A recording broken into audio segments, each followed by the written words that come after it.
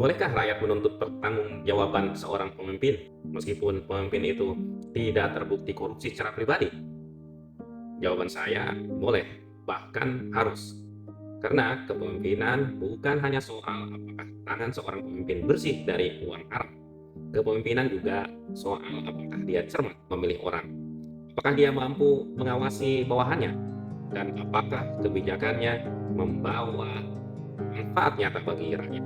Seorang pemimpin mungkin tidak mengambil uang negara satu rupiah pun, tetapi kalau dia mengangkat orang yang tidak kredibel, tidak berintegritas, lalu orang itu akhirnya merusak lembaga, menyalahgunakan jabatan, atau terlibat korupsi, maka pemimpin tetap harus diminta pertanggungjawabannya secara politik dan moral. Mengapa? Karena jabatan publik bukan hadiah, jabatan publik adalah amanah, dan orang yang memberi amanah kepada orang yang salah, apalagi untuk mengelola uang yang sangat besar, tidak bisa begitu saja cuci tangan. Lebih jauh lagi, kalau seorang pemimpin membuat kebijakan besar dengan anggaran besar, tetapi kebijakannya itu tidak efektif, tidak tepat sasaran, tidak punya sistem pengawasan yang kuat, dan akhirnya uang negara habis tanpa manfaat yang jelas, maka itu juga bentuk kegagalan kepemimpinan.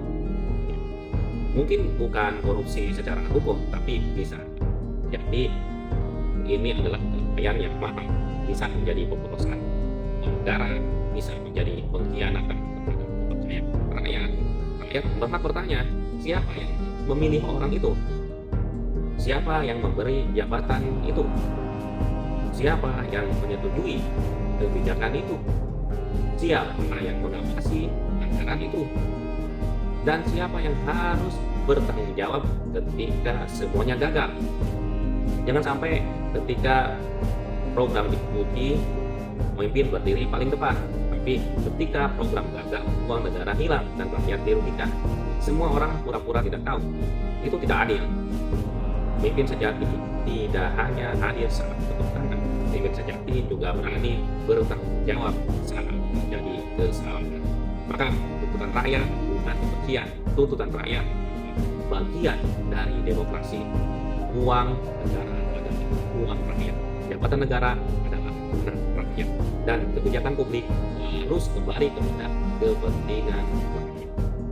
Kalau pemimpin salah, pilih orang, rakyat berhak menuntut evaluasi. Kalau pemimpin salah, buat kebijakan, rakyat berhak menuntut koreksi. Kalau uang negara hilang tanpa manfaat, rakyat berhak menuntut bertanggung jawab. Karena negara demokrasi, kekuasaan tidak boleh hanya menikmati kehormatan, kekuasaan juga harus memikul tanggung jawab. Saya Didin Fatudin, Diaspora Bank Indonesia.